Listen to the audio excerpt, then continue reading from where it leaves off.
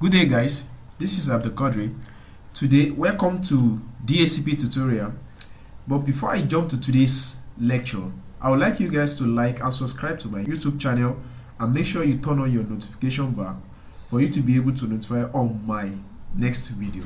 So today I'm going to discuss on two topics, which is what is Dhcp and Dhcp operation. So I'm using the illustration to explain this Dhcp operation. Then we go into Dhcp configuration using Cisco Packet Racer. So let's get started with the first topic. So the first topic is what is Dhcp. The full meaning of Dhcp is Dynamic Host Configuration Protocol, which is the management protocol which automatically assigns an IP address to a client computer or a devices in a network.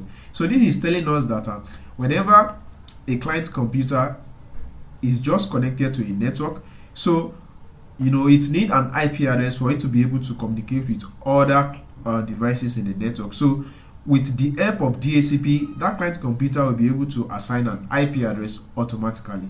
So the second topic is Dhcp operation. So there are 4 steps in Dhcp operation, mode of operation in the network environment, and they are listed below. So the abbreviated word for Dhcp operation, we call it DORA. So the D stand for discovery, then the O stand for offer, then the R stand for request, then the A stand for acknowledgement. I'm using an illustration to discuss or explain the 4 Dhcp mode of operation. So let's go to the illustration. So here is my diagram. You can see I have a Dhcp server, I have a LAN switch, then I have 2 client computer. So assuming this road computer is just connected to a network, it will need an IP address for it to be able to communicate with the other client here. So what this client computer will do is that it will discover for a Dhcp server by sending a broadcast message to all the devices on the network. So once the Dhcp server sees the broadcast message, then it will now send an offer, which is the second mode of Dhcp operation. It will send an offer that, oh, I have this IP address, which is 192.168.1.5. So it will offer this client computer that, will you use this IP address? Then once this client computer sees this offer, it will now say, oh, I think I'm going to use this IP address by sending a request to the Dhcp server. So once the Dhcp server sees the request that, oh, I'm requesting for this IP address, then the Dhcp server will now acknowledge, which is the last Dhcp mode of operation, by sending an IP address, this IP address, then the subnet mask and the default gateway to this client computer. So this is how Dhcp works in the network. So let's now jump into Dhcp configuration by using a Cisco Packet Racer. So let me now launch my Packet Racer. So here is my Packet Racer with a simple LAN topology. So this is my simple network topology. I have I'm using a router, then 2 LAN switches. Then you can see each LAN must have their own IP address. You can see IP address allocated for this LAN. The first LAN is which is the first floor, which is 192.168.1.0/24. Then the second LAN, which is floor 2, the IP address allocated for the LAN is 192.168.2.04/24. So let's now jump into Dhcp configuration.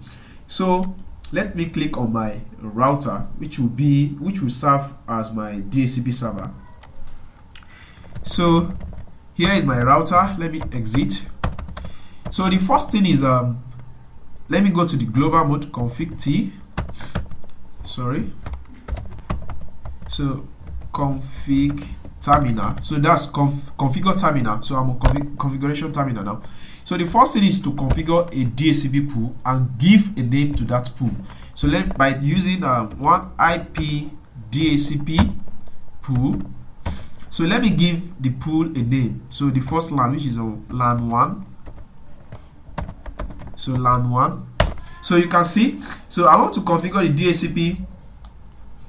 I want to configure a DHCP for this LAN here, the first floor, which is the first floor. So then the second step is you specify the default gateway.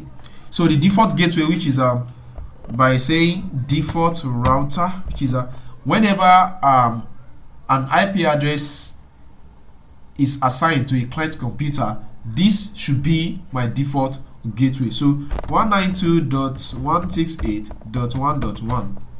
So the next step is to specify the network, the pool or the range of IP address, the pool of IP address to be inside DHCP pool. So by saying network 192.168.1.0, then the subnet mask 255.255.255.0.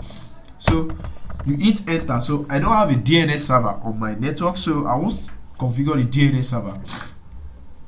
Then let me configure for the second IP address, the pool for the second IP address, which is for the LAN.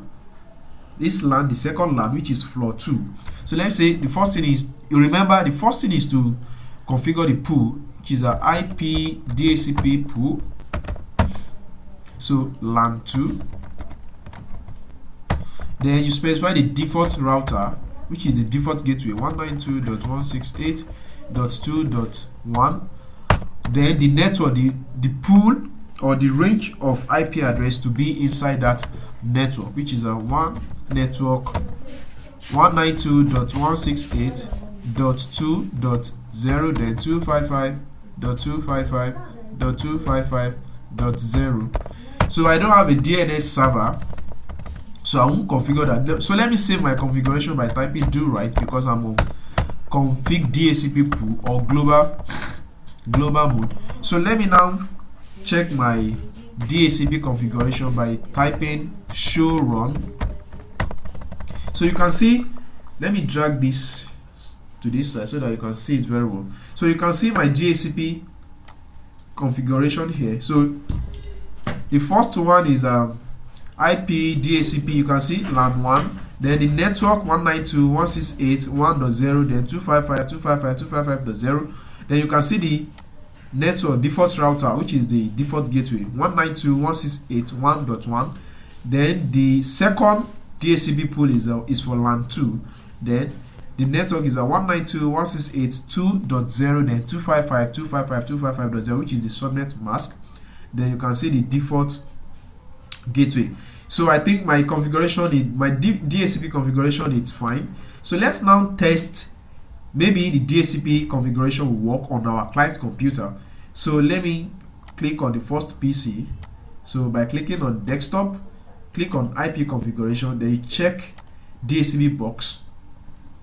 You can see my DHCP request was successful because it's assigned the second assignable IP address to my computer, which is a 192.168.1.2. Then the subnet mask is 255.255.255.0. Then with the gateway, you can see here the DNS server, there is nothing, there is just 0.0.0.0 because we did not specify the DNS server during our DHCP configuration. So let me now exit this guy, then go to the second PC. So click on desktop, then you click on IP configuration, you check the DHCP box. You can see it was successful because it assigned the third assignable IP address to my computer, then the subnet mask and the default gateway. So let me close these two, then go to the server here. So let's click on desktop, IP configuration, check the DHCP box. You can see it's successful too because it assigned the second assignable IP address to my computer with the gateway. Close this, then go to the last PC here. So click on desktop, IP configuration, then DHCP. Check the DHCP box. You can see the third assignable IP address. So let's now test the connectivity between the our client computer. So let me click on PC1 and see the connectivity between. Maybe there will be a connection between the computer. So let me ping the other PC at the second LAN. So the 2.2, right? you can see it is responding. You can see the TTL is time to leave is 127. Then you can see the latency, which is the response time, which is 20 milliseconds. You can see 11 milliseconds, 1 millisecond. So it means there is a full connectivity between my client computer. So guys, this is where I'm going to drop my curtain. So see you guys in the next video.